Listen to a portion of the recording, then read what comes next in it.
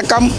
போரதீவு பற்றி பெல்லாவளி பிரதேச சபையின் புதிய தவிசாளரின் புதிய முயற்சி தும்பங்கேணி மக்களின் தண்ணி பிரச்சனையை, தும்பங்கேணி மக்களின் துன்பத்தை நீக்கி இந்த தண்ணி பிரச்சனையை கொண்டு வந்திருக்கின்றார். இதற்குரிய செலவுகள், இதன் திட்டத்தை பற்றி புதிய தவிசாளர் மதிமேனன் அவர்களிடம் கேட்டுக்கொள்வோம். வணக்கம் ஐயா. வணக்கம்.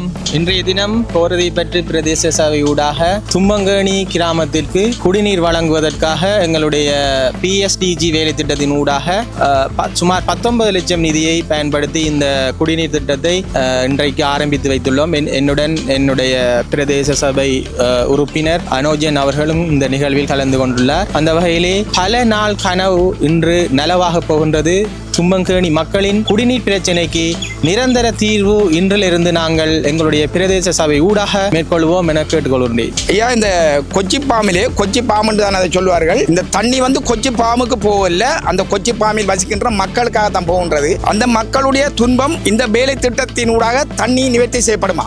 கூடுதலான குடும்பங்களுக்கு இந்த திட்டம் பிரயோசனம் அடையும் என நான் நினைக்கிறேன்.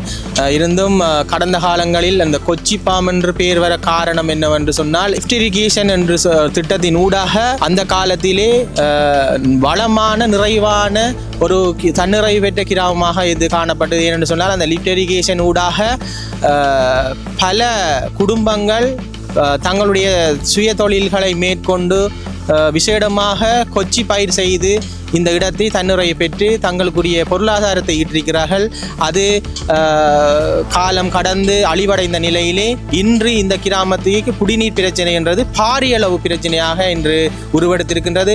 அந்த வகையிலே அதை உடனடியாக கவனத்தில் எடுத்து PSDG திட்டத்தின் ஊடாக பிரதேச சபைக்கு வரும் நிதியிலே PSDG திட்டத்தின் ஊடாக நிதிகள் வருவது வழமை.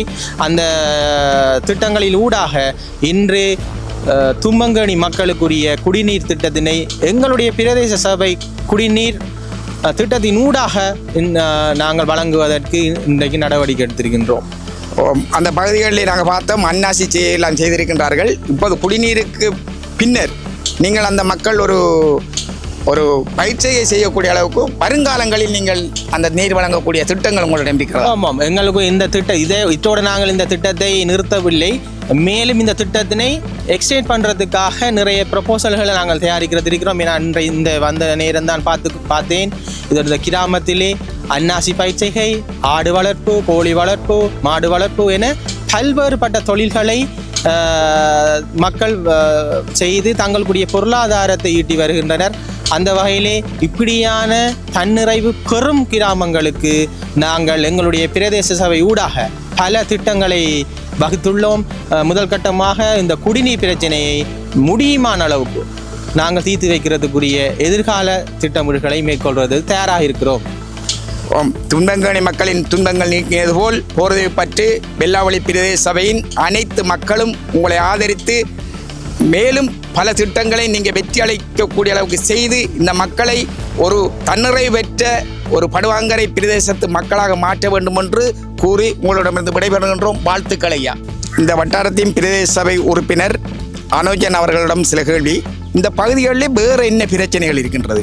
வேறு பிரச்சனை என்னும்போது நீர் பிரச்சனை தான் பிரதானமானது இருக்குது. அடுத்தது வீதிகள் பார்த்தா குன்றும் குடியுமா தான் இப்போதைக்கு எத்தனை பிரதேச உறுப்பினர்கள் வந்தானே இங்கு அதே நிலைமை தான் காணப்படுகிறது. நாங்கள் இந்த ஆட்சிக்கு வந்து இந்த பிரதேச சபையில் பொறுப்பேற்று இன்னும் 2 மாதங்கள் கூட பூர்த்தியாகாத நிலையில் இந்த திட்டத்தை வெற்றிகரமாக நிறைவேற்றுவதற்கு எங்களுடைய தவிசாளர் மதிமேனன் அவர்கள் பெரும் ஒத்துழைப்பு வழங்கியிருக்கிறார். அவருக்கு எங்கள் வட்டாரத்தின் சார்பாகவும் வட்டார மக்கள் சார்பாகவும் மனமார்ந்த நன்றிகள்.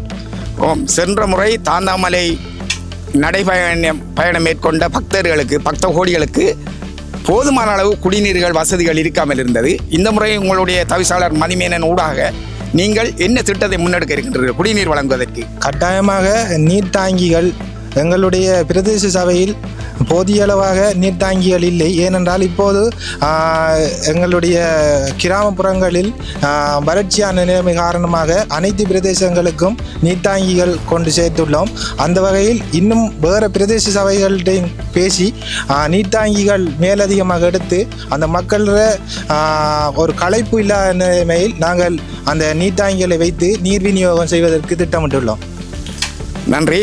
உங்களுடைய சேவை தொடர அனோஜன் அவர்களுக்கு வாழ்த்து கூறி விடைபெறுகின்றோம். என்றும் அன்புடன் நன்றி, வணக்கம்.